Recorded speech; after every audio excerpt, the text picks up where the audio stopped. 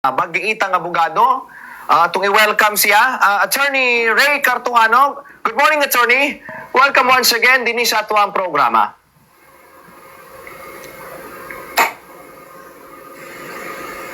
Okay? Okay? Itong kuha na ang linya ni Attorney Ray Cartuano, ang Chief Executive Officer sa Cartuano and Devero Law Office aron nasab nga matagan kita mga insights or mga takeaways sa nahitabo nga 4 days sa confirmation of charges hearing. Ano at siyang i-welcome din sa itong programa. Attorney Ray, good morning. Welcome once again to the program.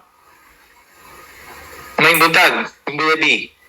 Okay, good morning, Attorney Ray. Diretso na ta, Attorney.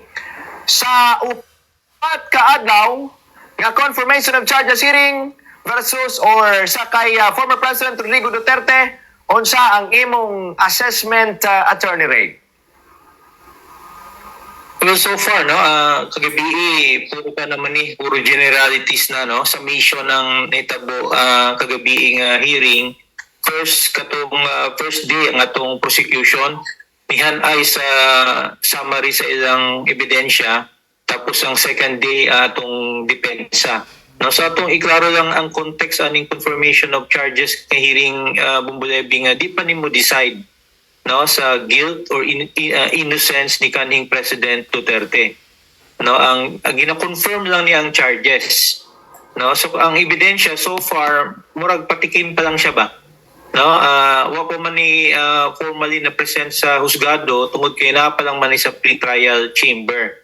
So mo nang termina itong tanawon, no, sa konteksto sa kaning hearing, wa pa may pildi o daog ani, no, i-confirm pa lang man ang mga charges, no, kung pwede bang i-proceed sa trial chamber, no, so pagkatapos ang degree sa ebidensya ani Bumbulebi di patong ginagamit sa criminal cases nga proof beyond reasonable doubt.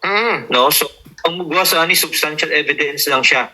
No, so far ang makita nimo ang paghanay sa prosecution, no, naaslay katong mga direct nga mga gamay nga mga testigo, tapos ang ilang context yun sa pag-pin down sa kay kanhing Presidente Duterte kaning ginaingon nga konsepto sa indirect perpetrator, no, sa ana concept naman mga medyo related nga konsepto sa atong balao din no, kanang maingog principal by inducement, accessory ba ka o accomplice, nitabang ba ka sa krimen mo nang medyo duol nga mga paryente nga legal concept din sa atong nasod. Pero din sa international law practice, kuan ni siya, unique ni siya nga konsepto.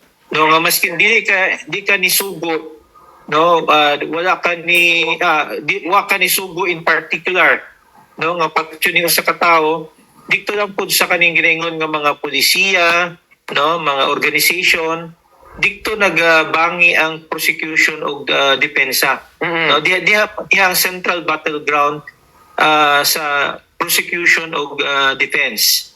No, tungod kay ginaingon sa prosecution nga di naman na kinahanglan individually. No, i-identify nimo kung gamito nila ning concept sa kaning indirect perpetrator. So ang depensa nagbuslot sa mga argumento sa prosecution, no, niingon niya katong percentage 97.3%, no, ang statistics gigamit to sa depensa.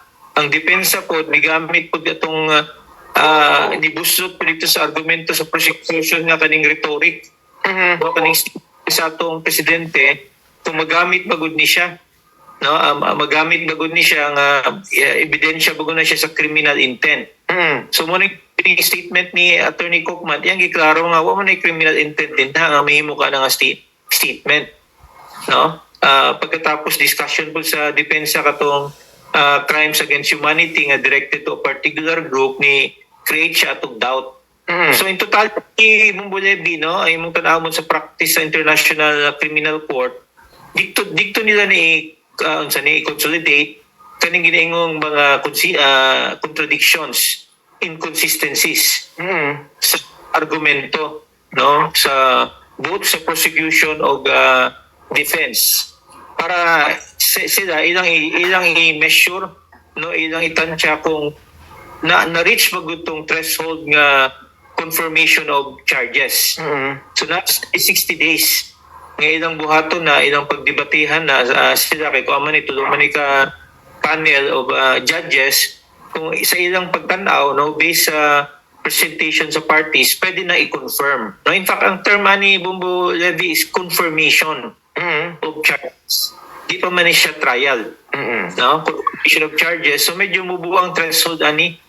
No, na statement ang prosecution nga kusog ang ilang ebidensya, paminawo ni mong depensa, mingon sila demolish. No?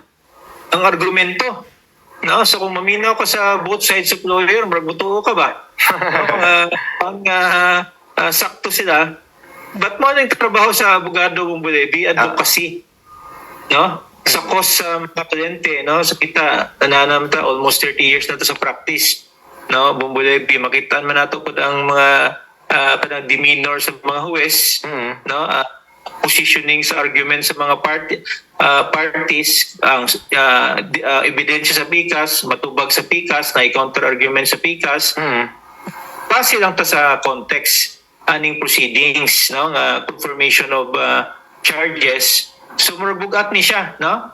Medyo kung kita mo tanaw, why nakalamang. So pasabot ani ang korte ani mo based lang jud sa ilang kaning honest decision. Ngay confirm, no, ang charges. Di pasabot nga guilty. Ngay confirm. Pag abuti sa trial, dapat beyond reasonable doubt. No, ang sa kuan sa conviction. So as far as confirmation of charges na human ni siya, kita mo tanaw, Bumbulebi, patas ni siya no? Patas so far pagkatapos ang threshold sa kaning require sa husgado is just substantial evidence. No? Medyo tunga-tunga ni, mas mabupa na siya, medyo katunga lang ni sa kaning giningon natong proof beyond reasonable doubt, pero interested po ta kaning decision sa kuan sa kaning husgado as far as kaning separate hearing for interim release. What kabalo ang court of di lang ni court of justice, court of equity po ni. No, tanan nga mo na siyang ginabalanse. Base mo decide to confirm ang charges, pero base mo grant of interim release. Ana siya pastada, no? Na mga senaryo nga ng atong ginatanaw nga pwedeng i-develop sa husgado, no? After hearing ang argumento sa depensa, kasi isa ka senaryo, wala na ito ginaunahan ng husgado, no? Atong ginatanaw lang temperament, base open sila sa kaning interim release, but ilang i-confirm ang charges. No? Pwede po nga kuan, pwede po kay kaning mga Bumbulebi imong tanawon mo kuan ni proceed ang korte from the standpoint of international politics po. Ilang po balaod ang tanawan ni international politics ang standing sa International Criminal Court. Pinahimo na ni siyang sensationalized, nakita po nilang following no ni President Duterte pagkatapos ni daog po siya as president. No, so, medyo balansin base na yung possibility, no, base lang. No, kasi trial man tong kuan katong interim release dati gi-reject man to. No, despite sa mga commitments, so lisod po nang i-grant ang interim release tungod kay sayo pa, no, normally ang mga husgado di po na siya mo grant. But dito within the 60 days, what kabalo after sa 60 days, no, after i-confirm ang charges, medyo napildi ang depensa, kasi po nila i-grant ang kuan, no? Kung ako huwes lang din na Bumbulebi, kung ako lang ba, no, kaning ginaway ang both sides, no? Kung ako lang mo tanaw, siguro dagdag mo disagree sa opinion, no, based sa ilang dagdan, ako i-confirm na ko ang kuan. Confirm na ko ang yes based sa ebidensya o kaning argumento sa parties, but akong i-grant. No, ang case mo nang usa ka medyo Solomonic na paagi. I hope mo nang usa ka senaryo kay di man nato mabasa una-una po sa mga huwes, no? At mo nang may tabo karon, no? From akong perspective nga medyo patas, no? Medyo patas ang presentation, ang argumento is medyo equal, no? Ang sa parte na ay na itubag ani na po counter argument ang ani. No? So, ito lang ani mong balebi, no? Para makikawala concretely, kaning rhetoric na argument. Kaning kill ba? No? Paborito sa ni kaning President Duterte, prosecution igamit nila na eh. No? Sa iya, pabalik-balik. In fact, katong iyang last na speech sa Hong Kong, dagang kayo ni-attend, dito Oo. kahapon. No? Gipakita, no? Kahapon manggod medyo mga sentimental arguments na ko imong tanawon ba. So dito sa kill sa rhetoric nga to, gamit na sa prosecution bato kay kaning President Duterte ang tubag sa depensa wa man ay criminal intent. No? Counter argument sa PICAS, ang among one of the charges is kaning indirect co-perpetrator. Oo. No? Pasabutin na nga nainganyo. No? Kung ni-create og kaning mga siguro lakas na loob sa law enforcement. Na tubag sa kuan po sa depensa nga tinuod man na ba't ang among instruction inyong i-comply based sa pamalaod.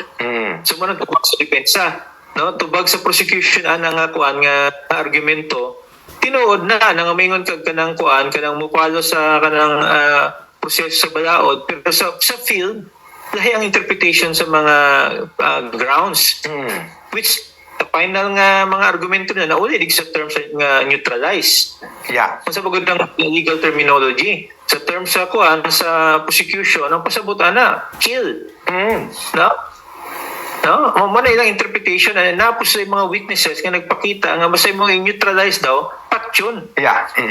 Ningon ang depensa wala ninyo na appreciate, no, tungod kay dito mismo sa kuan sa konteksto sa order mismo na nakabutang dito nga to under due process of law. So, ang storya ba kung bulebi at that point in time di pa man presentation sa evidence. Nakakung lang argument, counter argument, another argument, another counter argument, no, endless nga kuan nga logic. No, so di pa man presentation sa evidence unsang buhaton sa husgado ana. So may ang husgado nga hay mang maayo nga ato ning paminawon ang kuan ang full trial. No, paminawon nato ning tanan nga ebidensya sa prosecution. No, kapila man ni kalibo nga mga dokumento ato ning paminawon. But kung medyo sa ilang tit for tat na undang ba, no, ang usa ka party medyo wa jud nakatubag, no, on that standpoint lang base ma-dismiss. Yeah. No? Base ma-dismiss ang problema ani na may tubag pud ang prosecution. Kung baby na may tubag. No, sa kanila atong ginabalansi lang ba kay nagakuan man ta atong ginatanaw lang from that standpoint nga tit for tat. No, pagkatapos di man totally baseless with ang presentation sa prosecution. Of course, paminaw ko sa mga defense lawyers, may sila may kwenta ang ebidensya. Advocacy na sa mga defense lawyers, no? Maski unsang may taki sa defense lawyers, mo nang ingnon jud. No, ang ebidensya. But sa akong standpoint kung bulebi medyo patas, no? Tit for tat ang argumento. So murag although wala ko ginapunahan ng ICC, medyo dako ang chance nga ma-confirm. Ang chance in my appreciation lang, no, sa kaning dagan sa kaso. One last point, attorney. Sa kana nga gi-follow na to kanang possibility no nga ma-confirming charges. Si former President Duterte gi-relay pod ni Attorney Kaufman ang mensahe. Ingon niya FPRRD I could die in prison.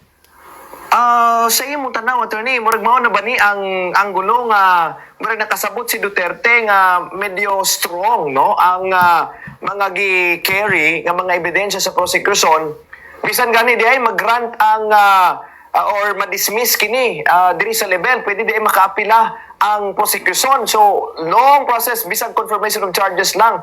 Attorney, sa tanan nimo murag naanay na-realize si former President Duterte sa iyang pulo nga I could die in prison. Well, reading behind the headlines, makikita na to ang event kay BP Sara. Pagkahuman lang sa presentation sa depensa, niingon siya nga murag negative na iyang opinion eh. Now, abogado man ni si Vice President Sara Duterte, no? So, paano siya, di lang niya ma-verbalize siguro. No, di lang niya ma-verbalize kay confirmation of charges lang man ni siya. Oo. But from the standpoint of politika, lahi ang impact ani mong Bulebi. No, lahi ang impact ani. In fact, beneficial ni sa candidacy ni VP Sara. No, negative ni sa administration. No, kaya lahi ang mentality sa Pilipino no. Daghan kog for so many years nag-observe ko kaning mga politika, Bumbolebi, kaning mga napriso ba? Oo. No, murag pamidaog-daog, kung sa argumento, medyo patas lang argumento. Dakong chance nga mo daog. Oo. No? Dakong chance mo daog, kani siya, mo create ni siya kaning kuan ba, labi na kaning groundswell of sympathy. Maya. Kaning ongoing debate man maski asa, no? Ang uban di kasabot sa legal points. Kung Bulebi, no, mo take lang kaning position. But imong i-appreciate ang legal points, no? Ang proseso, ang pamaagi, ang context. Even si President Duterte, na-surprise siguro na sa anang klaseng pamaagi, kay dati man yung prosecutor. No? Ang giitang prosecutor ni sa Davao City. So, sa iya mismo, nga context, medyo dito sa ilang conversation ni Attorney Cookman, medyo nihilom siya Oo. No? Murag niingon siya nga, tungod kinakasabot siya. Oo. Sa nga context. Kasuhan ba ko indirect co-perpetrator?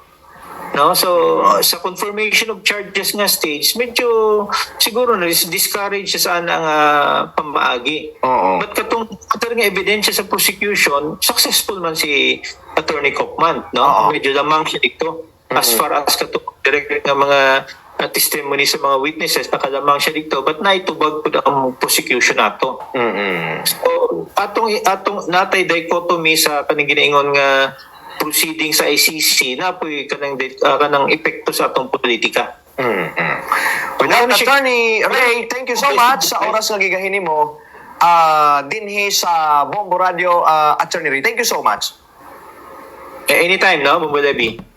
Si Attorney Ray Cartuano, mga kabombong, mag-iitang abogado na mooy nag-share usab sa iyang assessment, no, and then insights, no, after this confirmation of charges hearing kay sa kang former President Rodrigo Roa Duterte.